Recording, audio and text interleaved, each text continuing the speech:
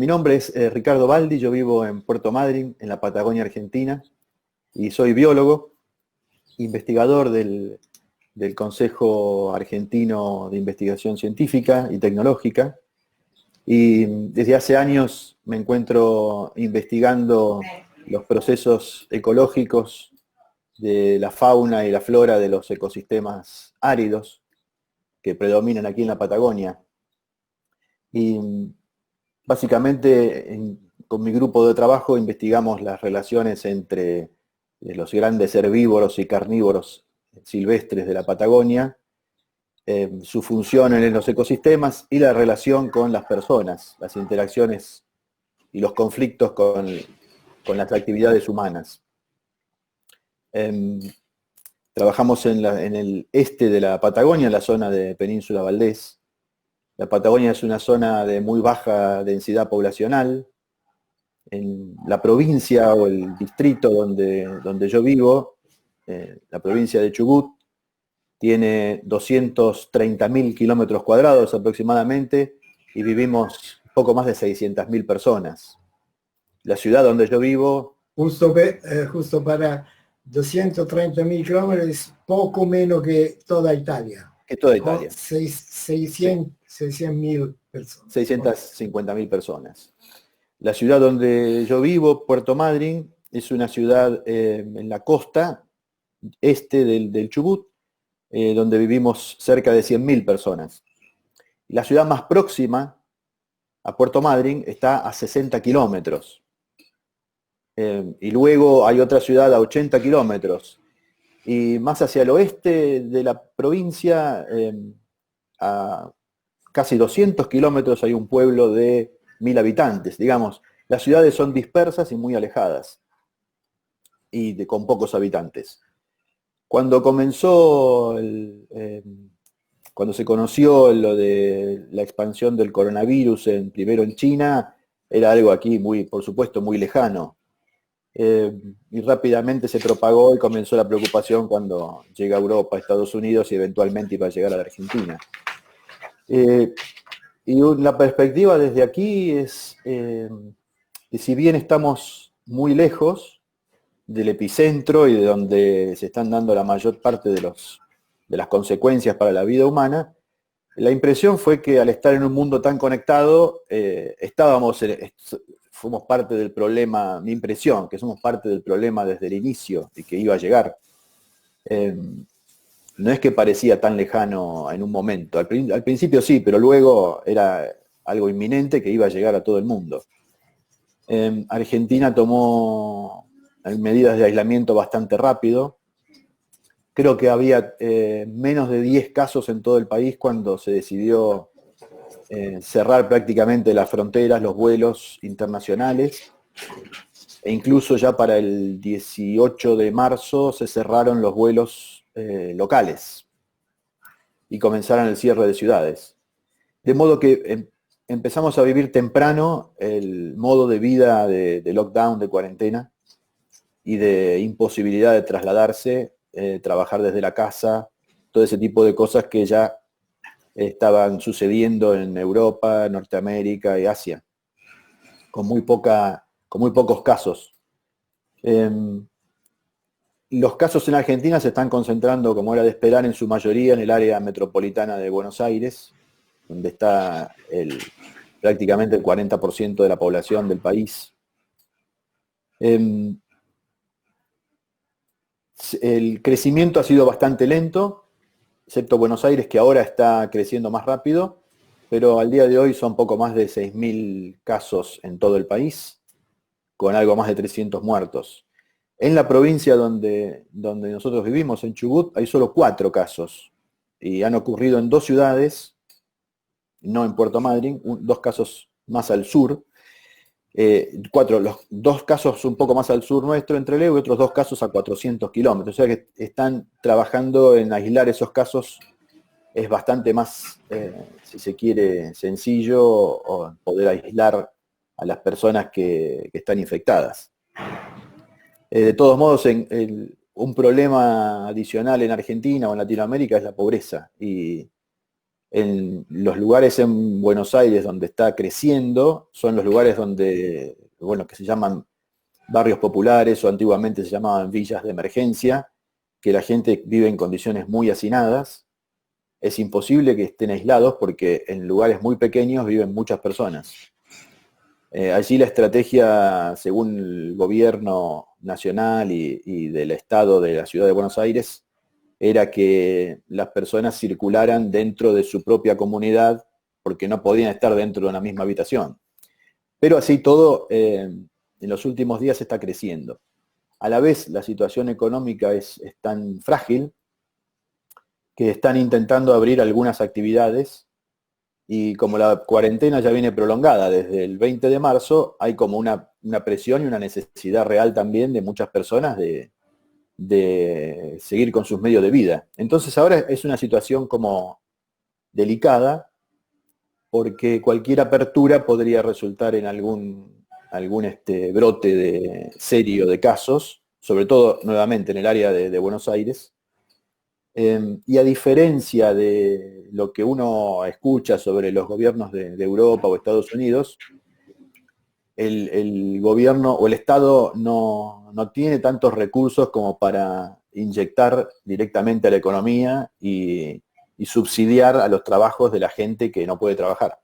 Entonces, ese es el problema principal, la combinación con unas altas tasas de pobreza. Entonces, las cuarentenas aquí son muy, muy desiguales, ¿no? Entre los que tenemos la posibilidad de estar en una casa y que el único problema es que se puede salir cada tanto a hacer las compras y ese tipo de rutina, y los que no tienen lugar, no tienen las condiciones mínimas de confort y no tienen recursos. Eso creo que es general en Latinoamérica, ¿no? Es un punto de vista, punto de vista muy particular de ver todo el mundo contagiado para coronavirus de una distancia en donde el contagio no es. ¿Qué piensas en general? ¿Qué está sucediendo? Porque hay, como biólogo también, hay un montón de consideraciones entre la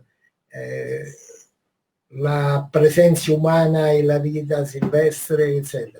Le tue considerazioni su questo. Sí, esto en realidad está asociado a la aparición de lo que se llaman zoonosis, que son las enfermedades transmitidas desde las especies animales hacia las personas.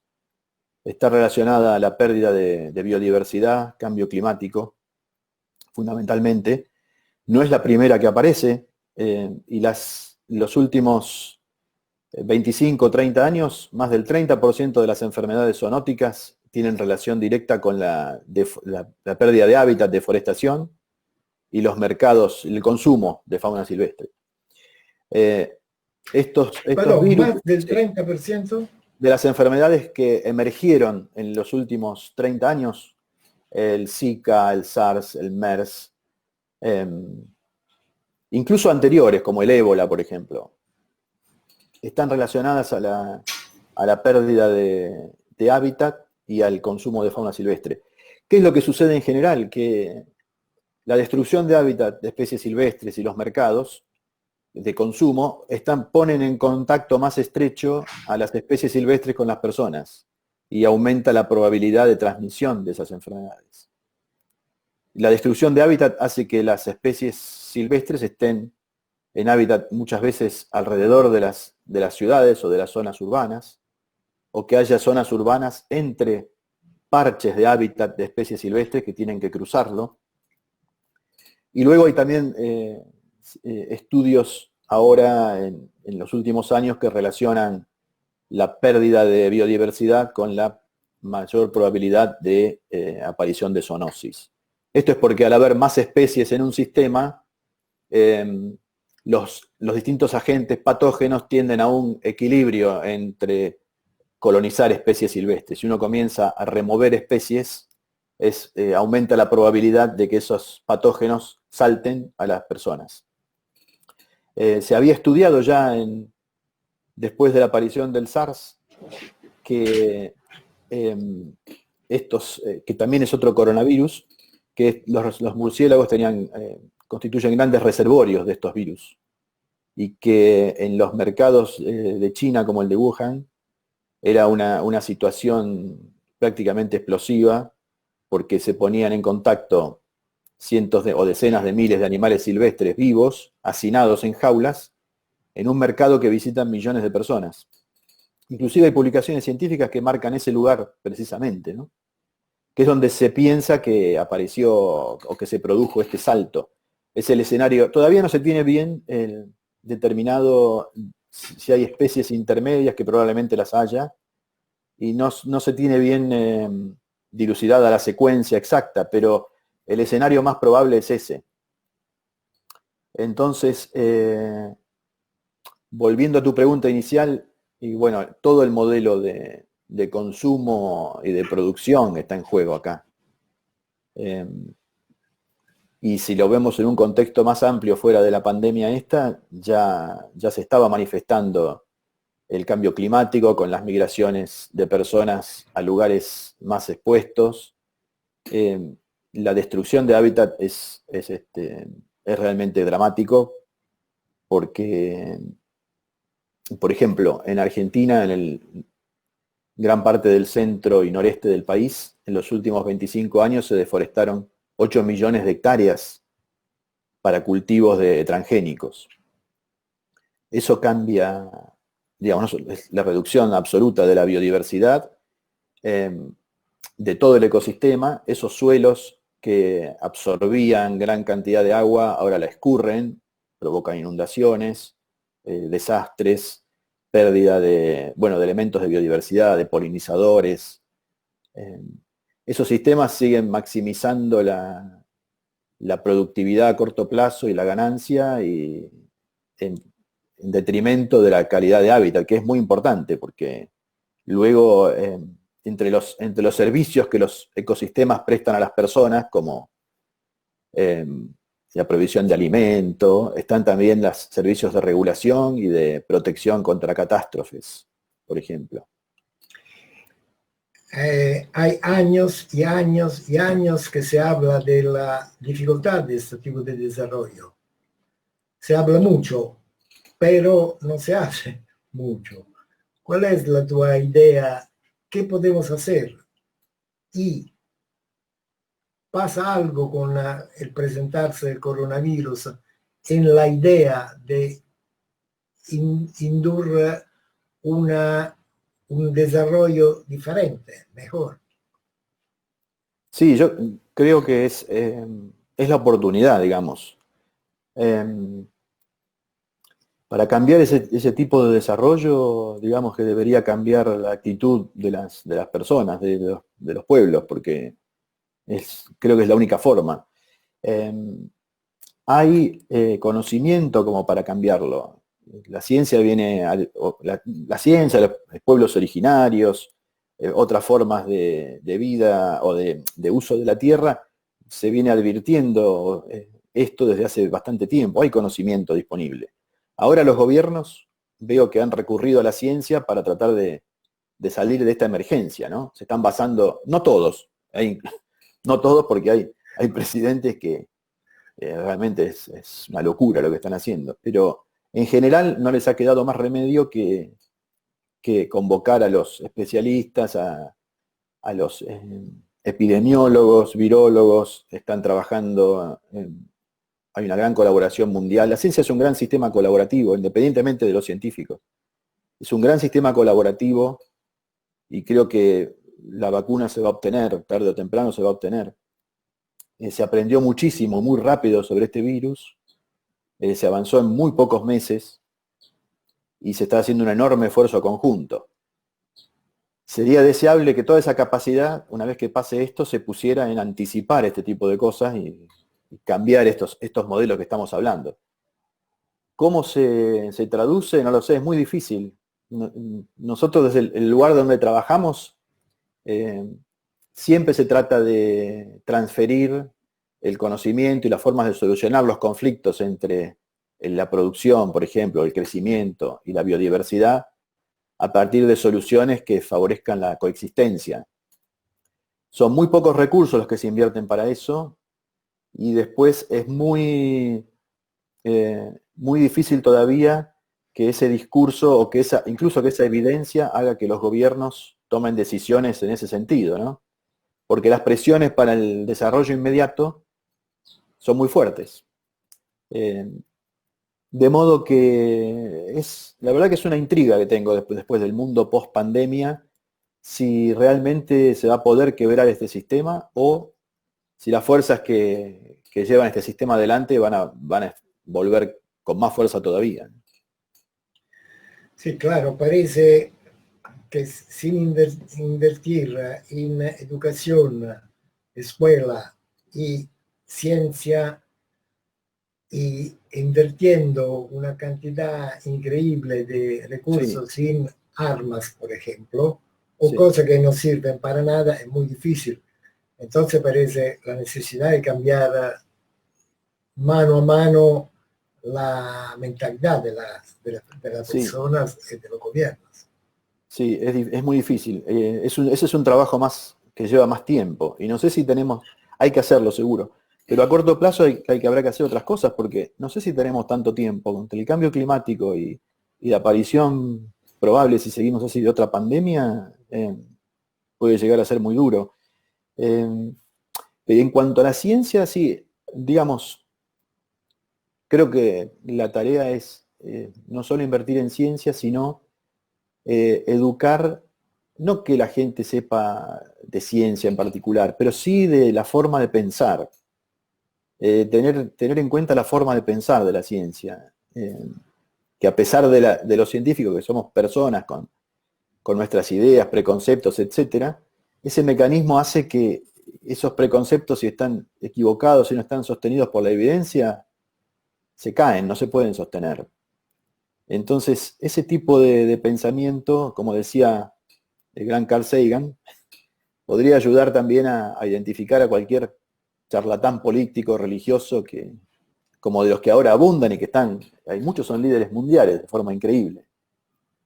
Sí, Eso es peligroso porque esos charlatanes que están basados en la creencia y en esos discursos fáciles, manejan mucho poder también dado por la tecnología y por la ignorancia.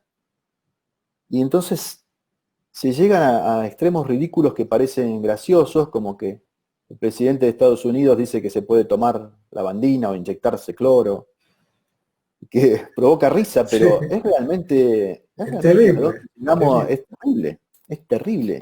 ¿Cómo pasa eso? Bueno, pasa por lo que venimos diciendo, porque no hay la más mínima vocación por una educación basada en el pensamiento, la mínima estructura crítica, ¿no? Cómo esa gente llega a donde llega. Y sin llegar a eso, sí, yo estoy leyendo varios, lo que puedo, diarios del exterior. La otra vez leía en The Guardian una nota de opinión muy interesante sobre el mundo post pandemia, que se está viendo la importancia del Estado en las políticas públicas, en la salud pública. Entonces decía, bueno, muchos piden más Estado. Dice, pero ¿qué Estado va a quedar después de la pandemia? ¿El de Boris Johnson, el de Donald Trump? ¿O un Estado basado en la cooperación? Era muy interesante el artículo. Este, pero bueno, Es que, otra cosa que leí ayer en una nota en Newsweek, creo que era, es que en Nueva York ya están con el gobernador de Nueva York alistándose varios multimillonarios o billonarios, haciéndose los filántropos, planificando la educación, el transporte y la salud de Nueva York. Ahora, los mismos multimillonarios que se enriquecen con este modelo van a proponer la solución. No, no tiene sentido.